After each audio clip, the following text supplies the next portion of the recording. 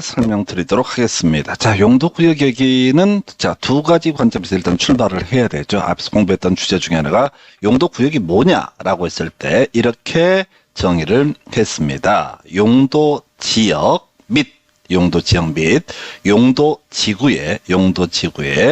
행위제한, 건폐율, 용적률, 용도제한 등을 강화 또는 완화라는 표현을 쓰게 됩니다. 그래서 이미 설명을 드린 것처럼 마치 용도구역 밑에는 반드시 뭐가 있는 것처럼 용도지구가 꼭 존재하는 것처럼 법이 되어 있는데 실제는 그렇지 않다. 아까 우리가 집단 취락지구라고 하는 것을 설명을 드릴 때 이런 말씀을 드렸었죠. 집단 취락지구 얘기할 때 개발제한구역, 용도구역이 일종이죠. 개발제한구역 안에 취락정비 이렇게 정했단 말이에요. 그러니까 사실은 용도구역을 먼저 지정을 한 다음에 뭘 지정한다? 지구를 지정하는 사례도 있습니다. 그래서 이 용어의 정의하고 실질적인 운용 상황은 많이 좀 다른 부분도 있다. 그래서 이 케이스 바이 케이스로 접근을 하는 것이 좋은 공부 방법이다. 이렇게 설명을 드렸고, 그 다음에 용도구역의 분류가 개시, 수도, 입 이렇게 해서 5개가 있죠. 개발제한구역, 시가화 조정구역, 수산자원보호구역, 도시자연공원구역, 입지규제최소구역. 작년에 개떡처럼 이제 입지규제최소구역을 가지고 이게 거의 뭐 신규칙까지 토시를 바꿔치기하면서 출제를 했는데 그거 역시 손을 댈 수 없습니다. 그래서 작년에는 이 부동산 공법이라는 과목이 50점 맞기가 빠듯했어요. 자, 50점을 안정적으로 받아내는 방법이 뭐냐라고 했을 때 다른 거 없습니다. 보통 우리가 2차 과목에서는 공법에서 꽈락 나오는 분이 부지기수입니다. 그래서 이게 너무 어렵게 나온다는 거예요. 근데 방법 중에 하나가 뭐냐면 쉬운 걸 잘 맞춰야 돼. 그래서 일단은 기본 숙달. 자, 우리가 도시군 관리계획은 기본적으로 시도지사, 대도시장이 결정을 한다라는 전제하에서 얘기를 하는 거죠. 시도지사나 대도시장이 결정한다는 전제하에서 이슈 삼아 주셔야 되는 것이 바로 국토부 장관이 결정하는 관리계획, 또 이제 해수부 장관이 결정하는 관리계획 이런 게 있었죠. 그래서 자, 국토부 장관이 입안하는 관리계획은 국토부 장관이 결정한다. 이런 주제가 하나 있었고요. 또 하나가 시가화 조정구역이라고 하는 것이 하나 있었죠. 그 다음에 세 번째가 바로 국토부 장관이 입안하는 관리계획은 국토부 장관이 결정한다. 그래서 입안 얘기는 별로는 치고요. 나중에 문제 테크닉 가지고 보면 되는 거고, 지금 개발 제한구역과 시가화 조정구역은 누가 결정한다?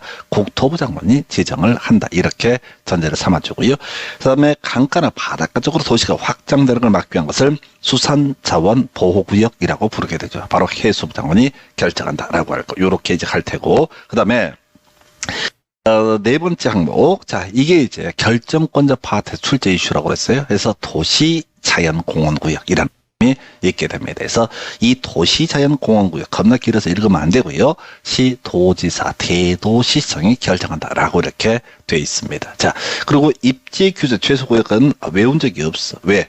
법에서 도시군 관리계 결정권자라는 표현을 씁니다. 이 얘기는 국토부 장관이 될 수도 있고 시도지사 또는 대도시장이 될 수도 있다라는 의미이기 때문에 특정을 시키면 안 돼. 얘는 그래서 결정권자가 출제 이슈가 될 수가 없습니다. 해서 개발정부요, 국토교통부 장관 개발정부요, 도시군 관리계획으로 결정할 수 있다라고 되어 있습니다. 자, 원래 법 좀 겁나 긴데 아주 오래전에 나왔을 때 도대체 어떤 지역에 대해서 그린벨트 개발 제한 구역을 지정을 하게 되는 거냐라고 했을 때 도시의 무질서한 확산 방지라고 하는 거, 줄여서 도시 확산 방지. 두 번째, 보안상이라고 하는 거. 자, 그래서 휴전선 인근 지역 개발을 억제해서 개발 제한 구역을 지정을 하게 됩니다. 그래서 결과적으로 국토부는 개발 제한 구역 관리계획으로 결정한다라고 하는 개념은 워낙 기초가 되는 개념이고, 그리고 이제 그린벨트를 지정하는 지역은 도시역선 방지라고 하는 거, 보안상 두 가지. 그래서 이 그린벨트 제도는 자, 논리적 모순이 있습니다. 도시 외곽 지역에 개발을 억제하기 위해서 지정한다. 그게 이제 도시 확산 방지의 의미가 되게 될 텐데, 뭐 요건 그렇다 쳐. 근데 이제 하나가 또 뭐냐면 휴전선 인근 지역에 개발을 억제하기 위해서 이 개발 제한 구역을 지정합니다. 그래서 법체계상 약간 성격이 다른 두 개를 묶다 보니까 현실적으로 모순이 돼요. 도시 외곽 지역을 규제를 철저히 한다라는 게 개발 제한구역이 목적 중에 하나가 될 텐데, 이게 이제 그 그린벨트를 묶인 사람들 입장에서는 가만히 안 있지. 아니, 옆 당은 그린벨트 아니라서 겁나 평당 300만 원, 400만 원 가는데 나는 그린벨트라서 15만 원, 20만 원 하면 열받잖아. 이걸 우리가 이제 나중에 부동산 학개론 공부할 때 그런 말씀을 드리게 됩니다. 이 정부가 부동산 시장에 개입을 한다. 이 그린벨트를 지정하는 것도 정부가 개입하는 사안 중에 하나가 될 텐데, 그러면 이제 이게 경우에 따라서 형평성 문제 등이 터질 수가 있다라고 하는 거 해서 이게 이제 약간 문제가 되고 있습니다. 그래서 하여튼 이 그린벨트 대단히 유명한 제도이고요. 자, 박정희 정부 시절에 영국에 있는 그린벨트라고 하는 제도를 우리나라에 도입을 합니다. 그 당시 관료들이 이거를 이름을 번역을 한 게 개발 제한 구역이라고 하는 거. 자, 요거랑 바로 비교해서 공부해야 될 것이, 알아야 될 것이 개발 밀도 관리 구역이라고 하는 거. 요거 아직 공부 안 하셨어. 도시군 관리계획 총론 얘기를 할 때 개발 밀도 관리구역은 도시군 관리계획이 아니다. 근데 이름이 비슷해서 맨날 헷갈리게 출제를 합니다. 그래서 도시군 관리계획의 범주로 볼 수 없는 거 개발 밀도 관리구역, 그 다음에 개발 제한구역이라고 하는 것은, 개발 제한구역이라는 것은 그린벨트 용도구역의 일종이 되게 된다. 이렇게 하나 보셨고요. 두 번째, 시가화 조정구역. 국가계획과 연계해서 시가화 조정구역 지정 또는 변경이 필요한 경우 국토부 장관이 직접 시가화 조정구역 지정 변경을 도시군 관리계획으로 결정할 수 있다라고 되어 있습니다. 그래서 이게요, 사실은 시가화 조정구역은 원칙적으로 시도지사가 결정한다. 이런 고속 쓰면 안 돼. 쓰면 안 돼. 그래서 원칙은요, 시험에 내는 순간 출제 오류입니다. 예외를 보습하지 못하기 때문에 낼 수가 없어. 그래서 항상 그린벨트 얘기할, 시가화 조정구역 얘기를 할 때는 어떤 표현을 쓴다. 국가계획과 연계된, 국가계획이 국토부 장관이 수립하는 계획이라고 그랬습니다. 기본계획, 관리계획, 광역도시계획보다 상위인 계획을 국가계획이라고 설명을 드린 바가 있습니다. 그래서 이때 국토부 장관이 시가화 조정구역 지정 변경을 관리계획으로 결정할 수 있다라고 하는 거. 그다음에 요즘은 거의 나오지 않고 있는 주제인데요. 바로 시가화 조정구역이라고 하는 것은 지정할 때 끝날 날짜를 미리 예정을 하고 있습니다. 이걸 이름하여 시가화 유보기간이라고 부르게 됩니다. 그래서 이 시가화 유보기간이라고 하는 것은 5년 이상 20년 이하의 범위에서 도시군 관리계획으로 정하는 기간이라고 해서 국토부 장관이 시가화 조정구역을 지정하는 그 시점에 언제 풀어줄 것이다 라고 하는 것을, 언제 풀어줄 것이다라는 것을 미리 정해놓습니다. 그걸 우리가 시가화 유보기간. 그래서 5년이 될 수도 있고 10년이 될 수도 있고 15년이 될 수도 있고 20년까지도 묶을 수가 있다라고 하는 거. 여기는 이제 빠져 있는데, 시가화 조정구역은 어떤 경우에 지정하느냐라고 하는 게 시가화 방지라는 표현을 씁니다. 이걸 외우려고 하시면 안 돼.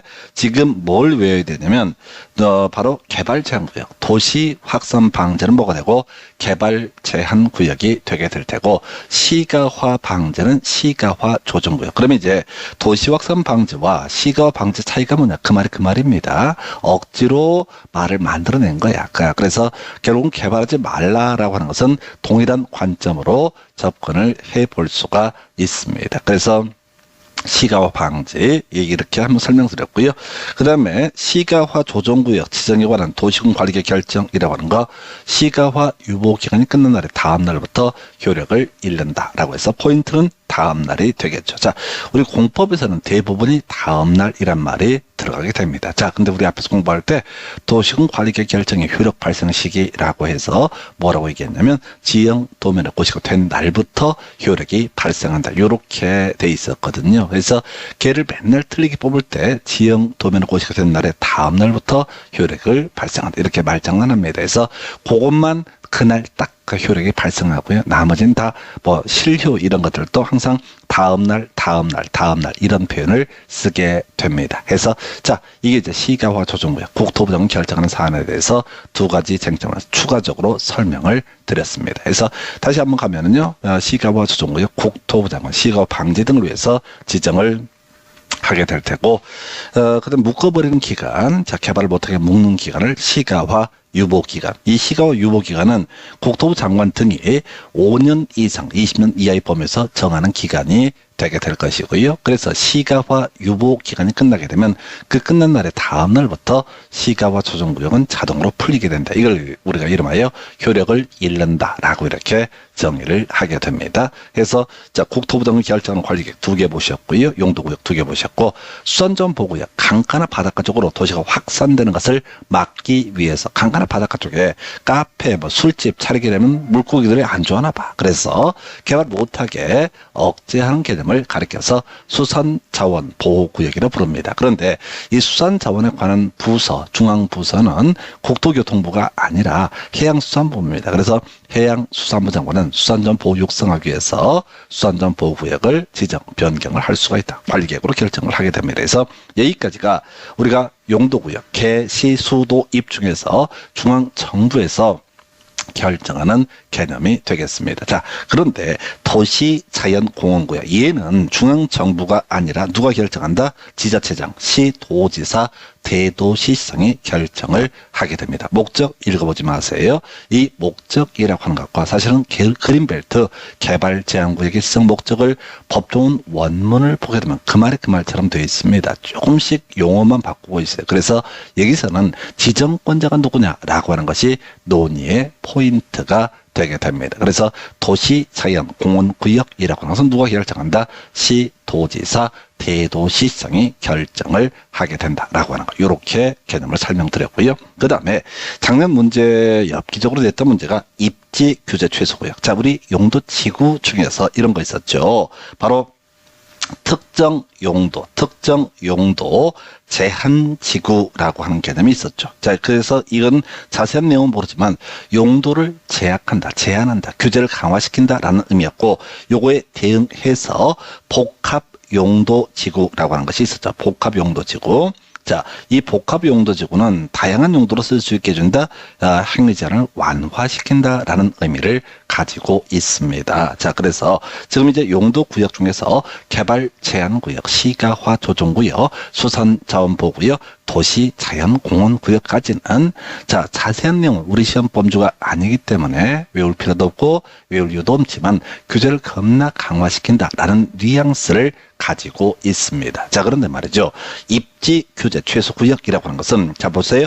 규제라고 하는 것을 최소화시키는 구역이라고 이렇게 해석을 하게 됩니다. 그래서 이건 내용을 다 볼 수는 없고요. 사실은 어떤 지역에서 입지 규제 최소 구역을 지정하느냐, 27회 때가 한번 출제가 됐었고요. 그다음에 31회 때 엽기적으로 문제를 구성했는데, 거기까지는 또 시험에 낸다고 공약을 하더라도 그건 쫓아갈 수가 없어요. 전체 그림을 맑게 드리니까. 그래서 입지 규제 최소구역이라고 하는 개념은 어떤 의미를 가지고 있다? 규제를 완화시키는 개념을 가지고 있다. 그래서 얘는 이제 우리가 일반적으로 용도구역, 이 입지 규제 최소구역이 제일 마지막에 등장한 제도이긴 한데, 그동안의 용도구역은 대부분이 규제를 강화한다는 뉘앙스를 가지고 있었습니다. 원래 법조문에서는 용도지역 및 용도지구의 제한을 강화 또는 완화라고 이렇게 되어 있었는데, 입지 규제 최소구역이 한 5년 전에 만들어지고 곧 폐지됩니다.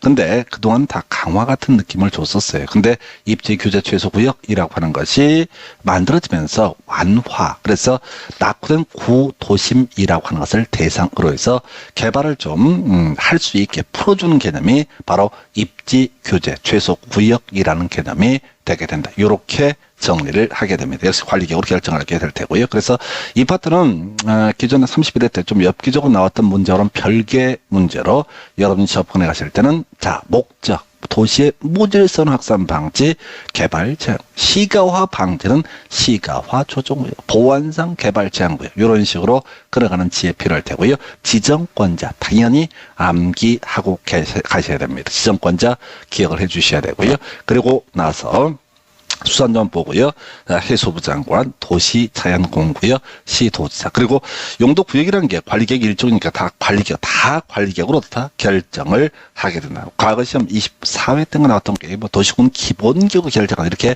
유치찬란하게 구성이 됐던 사례도 있습니다. 그래서 자 이렇게 해서 지금 용도 구역이라는 주제 뭐 깊이 갈 것도 없고 깊이 간다 한들 의미도 없어요. 딱 요 정도까지만 준비를 하시면 되고 그걸 뛰어넘는 문제는 버리는 거예요. 그냥 쉬운 문제 무난한 틀 안에서 접근을 하셔야 된다. 왜?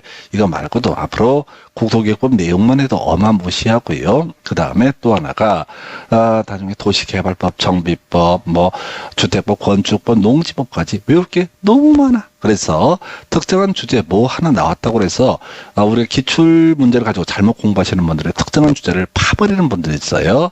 판다고 성적 나오지 않습니다. 네, 삽질되겠습니다. 그래서 결국은 우리가 낚시라고 해야 되나 뭐 하여튼 그냥 그래 내가 적당한 수준의 기본 틀 실력을 가지고 아는 지문 뭐 분석해서 풀고 모르는 지문 패스하고 이런 식으로 공법을 준비하셔야지 안정적으로 점수가 나와요. 자, 시중에 수험생들 공법 같은 것만 한 것만 갖고도 800페이지, 1000페이지 거기다 또 무슨 요약집 해갖고 뭐 아주 지랄들 하십니다. 그걸 지들이 외울 수 있을 거라고 생각 못해요. 안 돼요. 절대 그렇게 공부하시는 분 내가 장담하는데 그런 책을 가지고 공부를 하시게 되면 그런 식으로 공부를 해버리면 자신감은 계속 떨어져. 아는 것도 없고 모르는 것도. 근데 여러분들이 이렇게 20년 가까운 분석한 데이터를 가지고 준비하고 들어가잖아요. 그러면 시험에 뭐가 나올지 몰라. 근데 스스로 자신감이 붙어 있어. 그러면은 문제가 어려우면 결국 안 좋을 수도 있겠지. 100%는 없어. 보장하는 건 없어요.